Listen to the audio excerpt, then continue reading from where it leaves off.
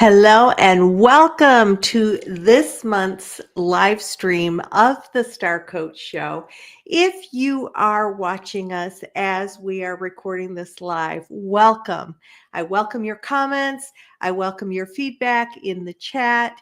And if you are actually catching this when it goes live in our regular show stream, welcome there as well. So I'm Meg Rentschler. I'm your host, and each month we go live once to do a show directly with you, the listeners, and explore some topic that will bring you value, help you grow as a person, as a coach, as a leader. What I'm leaning into today is the concept of despair and overwhelm. And you might be thinking, really, Meg? You usually kind of stay more positive than that. However, the reality is sometimes things happen in life that are out of our control. And for our clients, things happen that are out of the control. And it can be a slippery slope. We can lean into this, or actually slide into, not lean into, but just sort of get caught in the swirl of overwhelm and despair. And this is November. November tends to be a month that we focus on gratitude and thankfulness, with Thanksgiving being in the month here in the United States and across the world.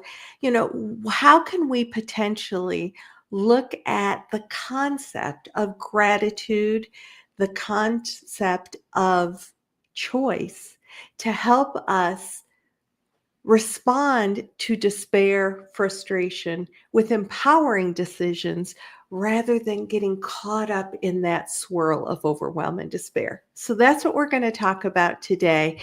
And as we dive into that, I just want to welcome you again to the show. I'm Meg Rentschler, and as we anytime that we're sort of in this place of exploring these different concepts, I want to invite you to take a moment and follow or subscribe to the show wherever you listen so that you never miss a minute. Now, if in fact you are on YouTube watching us right now, take a moment to subscribe. We have new content coming out to our YouTube channel all the time, in shorts, in tips, in strategies. So if you can like and follow us on YouTube, you're going to always get an announcement when we've got something new coming up. And I don't want you to miss anything. So thank you for that. Now let's dive into navigating life's challenges and how we both look at life's ups and downs through the lens of a coach or maybe a leader who is helping other people walk that path. But also, how do we take care of ourselves and respond to the impact that different things that happen in life can affect us as caregivers or service providers, leaders, those kinds of things. So when we think about those series of ups and downs that life offers us, the downs can feel really overwhelming. And whether you're dealing with a health crisis, maybe a job loss, societal upheaval, a shift in the way that we are experiencing life, it can really shake us to the core. And in that, wherever we live in the world, we're not immune to these sudden life altering events. And sometimes they're even events that we saw coming down the pike, but we didn't feel like we had the ability to change them or to impact them. Whether, it's a devastating diagnosis, an accident or incident that occurs, and a shift in the way that our community or our society is dealing with values, with choices, it can deeply, deeply affect us. So when we think about that and we think about the impact on our health, on our income, on our values, on our beliefs, we can feel tested. We can feel like, what do I do? What do I have a viable path forward? And I would say, yes, we do. And we always have choice. And I think that sometimes it's when we're in the face of something that feels insurmountable that we can focus on what isn't working or how it just feels so out of control. And in that aspect of feeling like it's out of control, we give up our control. We give up our agency. And so, what I want to talk about in today's episode is the cost of giving up our agency and maybe some tips and strategies and mindset that we can lean into to hold on to whatever agency, power, choice we have. And the path that we're going to walk in that is looking at the power of gratitude and not like woo woo, yes, Meg, I'm, I get that, but no, really, when I think that we are most likely to forget about the power of things like gratitude and perspective and um, and being informed and engaged. Because when we feel overwhelmed or in despair, we give up. It's almost like we offer out our power when in fact what we want to do is hold on to that. So we're going to explore some of that today. And we're going to look at these challenges that affect us personally or as service providers or leaders. They may affect a client that we're working with or an employee that we're working with. So we want to help across the board. The kinds of strategies that I'm looking at, we're going to be able to apply whether we are helping somebody else go through something or we ourselves are really looking at our own resiliency, our own constructive ways that we navigate adversity when it's in front of us. So I'm going to actually start with something negative to kind of get it out of the way. But anytime we're working with other people or we're looking through our own lens about whether something is worth focusing on, I think sometimes we need to look at what's the cost if we don't focus on that. So I'm going to spend just a minute kind of looking at what are the costs to us, to our clients, to family members, to employees, when we allow hopelessness and despair to take root and how it can potentially have its tentacles just sort of go in so many different directions. So let's think about mental health and our own decline in mental health. Now, many of you know that I was a psychotherapist for over 20 years before I shifted into being an executive coach about 15, 16 years ago now. And I can tell you from experience that hopelessness is a core symptom of feeling depressed and anxious.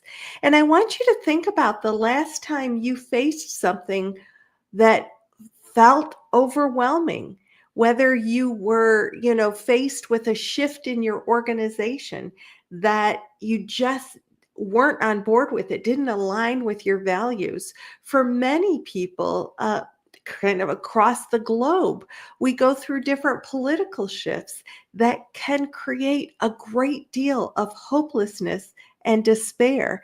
And that can create, so I want you to just think about the last time you faced something like that and the feelings that rose within you. When we focus on what feels bigger than us, what feels like we don't have any traction, any agency in, that can reduce our ability to bounce back. It negatively impacts our resilience. And so, with that, we want to be able to expand the way that we're looking at it. We want to lean into some of the strategies that I'm going to talk about in just a second. But right now, we're talking about sort of the costs of hopelessness and despair. And one of those is an increase in depression and anxiety, a decrease in our belief in our ability to bounce back or be resilient.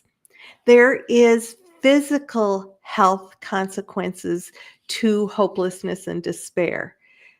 We get a weakened immune system when we are living in a place of high stress or despair. That makes us more vulnerable to illness and an increased risk of chronic illness. So that correlation between hopelessness and conditions like heart disease, stress hormone increasing, different kinds of unhealthy coping mechanisms, which then lead to health issues, are, something we just need to be aware of. And then think about either the last time you worked with somebody who was in a place of overwhelm, or you yourself felt, kind of in this place of hopelessness or overwhelm. You probably felt decreased motivation and productivity. I mean, don't we just kind of want to stay in bed and pull the covers over our head? Or our brain just doesn't function as well. So our clarity and our focus goes out the window, which leads to poor performance. So if you're thinking about, working with a client who's struggling with holding on to a job, or being able to, bring their A game, and they're stuck in this place of frustration and overwhelm over something, they're not going to be bringing their A game unless we can help them use some of the strategies that we're going to be talking about in a minute. The other cost of feeling complete overwhelm, despair, hopelessness is that it puts a strain on our relationships. We tend to not want to be as engaged with other people. So we do social withdrawal. And what happens with that is the more that we isolate ourselves and we pull away, that sort of allows the rumination and the frustration around whatever it is that we're feeling hopeless or frustrated about. We get breakdown in communications with others because we just don't want to engage with, especially if there's somebody who we feel like if we engage with them, they are in a place of like that we're not in alignment with them, we're not in agreement with them, they are a strain on our mental health and well-being. So that we've got that sort of balance game that we have to um, stay mindful of as well. And then to the extreme, when we're really caught up in overwhelm, despair, um, what's that? Increased risk. There's going to be an increased risk of harmful behavior. So as a therapist, what would I always check on? Whether there was any self-harm or violence towards others. So as we live in a society that's in turmoil, the increased risk of harming others or harming ourselves is something that's very real. And I would just encourage all of you to be mindful of what's happening around you.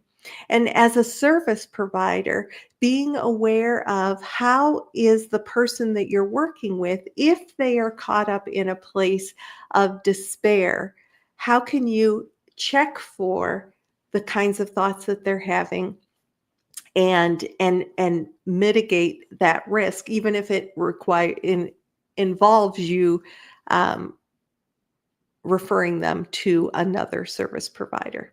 So we talked about the fact that there are certainly costs. There are costs in um, getting caught up in hopelessness and despair. And yet, it is exactly that that requires us to step into choice. And what stepping into choice and gratitude does is it reclaims our power in challenging moments. If we get swept up in the chaos of an event, an occurrence, a situation, it's really difficult to envision a path forward. And so we may find ourselves instead focusing on resentment, anger, fear, that hopelessness and despair. And if that's all we see, if that's all we're looking at, then that's all that's going to come back to us. These moments are when it's most crucial to align with our core values, what we know to be true, and to resist the temptation to surrender to those feelings of powerlessness. Remember that we all hold power over our thoughts and our choices, even if those choices might not be what we would have chosen for our, like that it's not we can just choose whatever we want. We often have to operate within the circumstances that are in front of us. And yet, it is in making choices that align with our values, that stay true to what we know is a belief. Maybe we need to challenge our beliefs. Maybe we need to explore whether there's a counterproductive belief that we're holding. But often it is giving up our agency. So feeling like, you know what, the circumstance is out of my control and I just need to give up to the powers that be. But it goes completely against the grain of who I am and the fabric of how I've woven, that I'm challenging you to say that by giving into that feeling of I have no choice, I have no agency in this, that you are actually going to get caught up in that river of despair. So let's talk about what we can do instead to tap into our agency and what the tools of gratitude can do for us. We are in the month of November. Gratitude is sort of the uh, the word for November. So let's embrace reality, but let's look through a lens of choice and gratitude. So, first tip or strategy, what does gratitude do? Gratitude offers us a perspective shift. Now, that doesn't mean we're putting on rose colored glasses and pretending that everything's fine if in fact we're working through a health scare or a job you know struggle or kind of facing that there's a lot of conflict and discrepancy in the way that we normally sort of engage with our society. So, what can gratitude do? When we choose to look at what can we be thankful for, what is available in friendships, in the kinds of things that we have in our life to be grounded in our faith, in our um, in so many, I just would encourage everybody to just stop for a second and think about three things that come to mind that regardless of what's happening in life, you are blessed to have in your life. You are grateful to have in your life. Like immediately that comes to mind is my family, key friendships that I have, and that I am, so blessed to have my faith and my and and that, I am blessed that I have a roof over my head and a warm place to be on cold days and a cool place to be on hot days. So there are just like, how do we ground back into some of the things that we're grateful for so that maybe we can begin to see possibility rather than limitation. When I was a marriage therapist, for years I was a marriage therapist, it's not surprising probably to imagine that couples would come to see me often when they were very frustrated or unhappy with one another.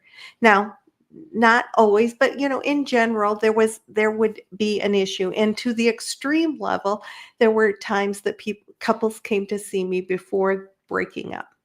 And one of the things that I would challenge them to do is to focus on at least once every day something that they were very grateful for about their spouse, something about that person that they chose to share their life with that brought some level of gratitude into their life and to share it with one another. So once a day, some kind of sharing about this is what I appreciate about you. Now, some days it might be I appreciate that you picked your dirty socks up off the floor. And other days it could be I appreciate the way that you are, handling the finances in our marriage, or the way that you complimented me, or you saw my effort, or whatever. So it could be any, but this is the situation with that. When we are intentional about shifting a focus away from what irritates us or what is lacking to something that we can be grateful for, it begins to open up our eyes to that. Now, does that shift everything completely? No, we still have the challenges to deal with. We still have situations in front of us that might not be ideal. However, when we can be empowered into gratitude, it sort of fills our well. It gives us more to fuel to work with than when we're depleted all the time by frustration, confusion, anxiety. So, gratitude can really help us shift our perspective and fill our tank. Another tool strategy that I want you to think about is choice. And in choice, that we stay informed. So if you're facing a health issue, working with people that you trust and that will keep you informed. But also, how do you expand that? Do you expand that through getting other perspective, through studying, through exploring, so that you are in a place of being informed?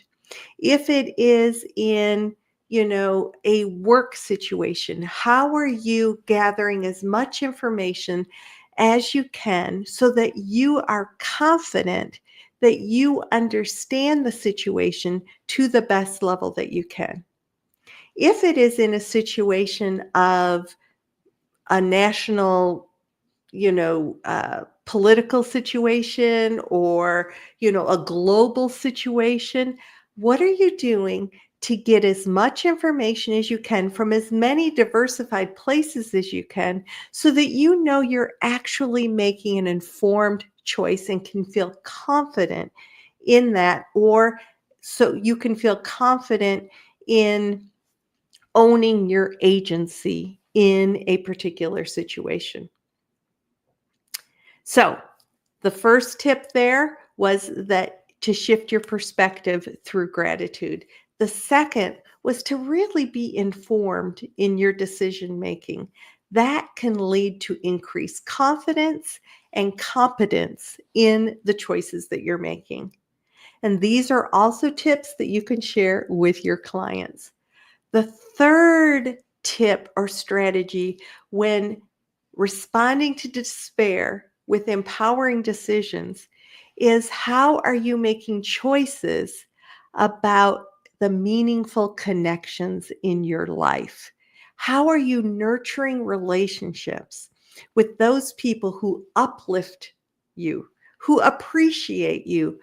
Let's be honest, there are people and relationships in our lives that can be energy drains, that can, um, sort of turn us on our heads or deplete any energy that we might have to face these overwhelming situations. So I encourage you to cultivate meaningful connections in your life and really look at how you're spending your time and who you're spending your time with. The fourth tip that I want to give you today is to embrace possibility and to challenge norms. Seek opportunities to expand what you offer. Maybe you're frustrated about the way a particular situation is, so you choose to volunteer to make a change. Maybe you are are frustrated with the way that a work situation is going, so you see what else, what committee might I get put on, or how else could I respond to this situation so that I can have more input to this. So leverage your strengths, challenge the process. The Leadership Challenge is one of my favorite leadership books and premise, and there's five exemplary practices of leaders. And one of them is to challenge the process. How do we challenge the process that's in front of us and expand possibilities for ourselves and others? So, leverage your strengths, really challenge those existing processes so that you can embrace new possibility. So, to rehash that, number one, shift your perspective through gratitude. Number two, be informed in your decision making. Number three, cultivate those meaningful connections. Number four, embrace possibilities and challenge the norms. And then the fifth thing that I'm going to explore with you today is to establish boundaries that are appropriate for you and be assertive about that. Now, often there's confusion about what assertiveness is. It's like assertive and aggressive get intertwined. And that's not, they're two very different things. Assertiveness is being unapologetic and clear about what you believe in, about what you are willing to do or not willing to do. It's being able to say no when something doesn't fit well for you. Aggressive is sort of being in people's faces. Like it's almost like you have to put them down to put yourself up. In assertiveness, it's I'm okay, you're okay. And this is my lane, and I'm not going to apologize for the lane that I'm in. So in that, we set clear boundaries. We advocate for what's right for ourselves without apology in that. And we have the courage to speak truth to power. And sometimes that can be scary. And not everybody's going to agree with us at all times. And you know what? That's okay.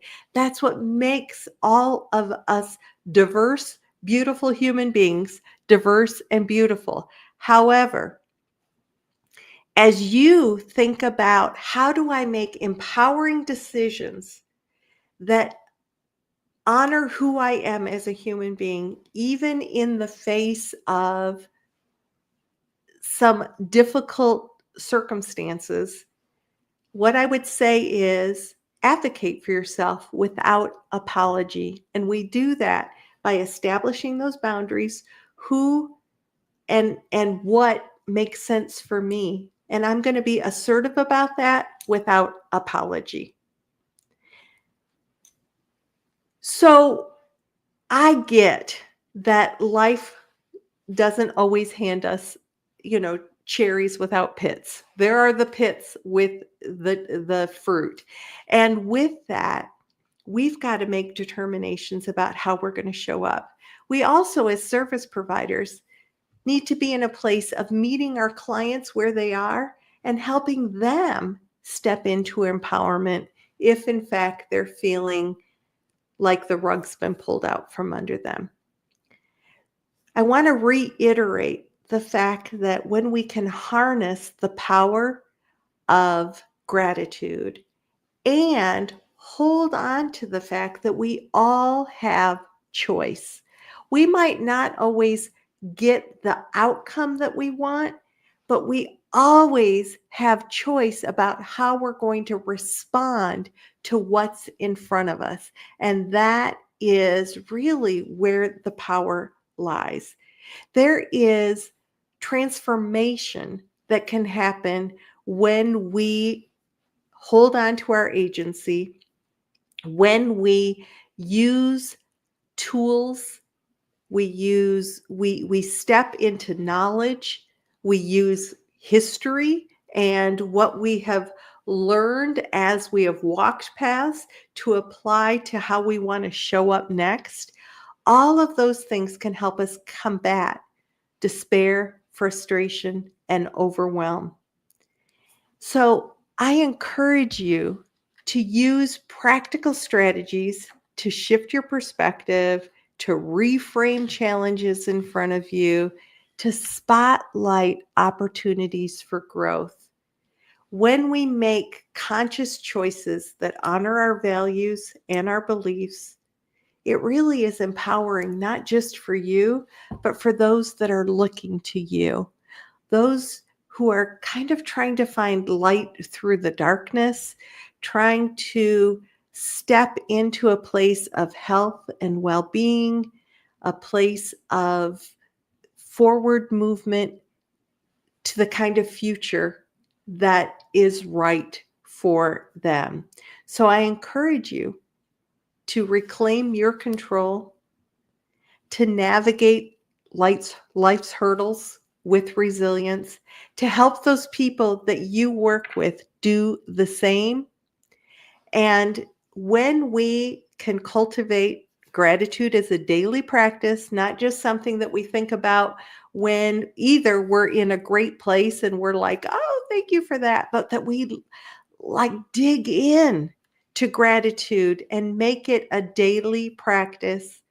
We really challenge our own minds to look for possibilities, to not take the easy way out, but to actually make informed decisions by getting information from many different sources. Setting boundaries, even when it can be difficult to do that, and advocate for yourself so that you can maintain a sense of agency even in the midst of chaos. It will help you navigate those personal and professional challenges. It will also help you support others through their difficult times. So I hope that this discussion in the month of November, when we are in a place of gratitude, helps you with some valuable guidance to embrace a proactive, hopeful approach to life's challenges, even when sometimes things feel chaotic. As I say each and every week, and I truly believe, we are all on this planet together for a reason. We can either make it more difficult on one another, or we can do the heavy lifting together. The Star Coach Show is just one place that you can come and get some strategies, tools, and resources around aspects of communication, of building your business, of being a stronger coach or leader. So I hope that you visit with us each week as we bring a new episode forward. And until next week, this is Meg Rentschler wishing you the very best for your success, for navigating life's challenges. Be sure to subscribe wherever you listen. And until next week, take care of yourself.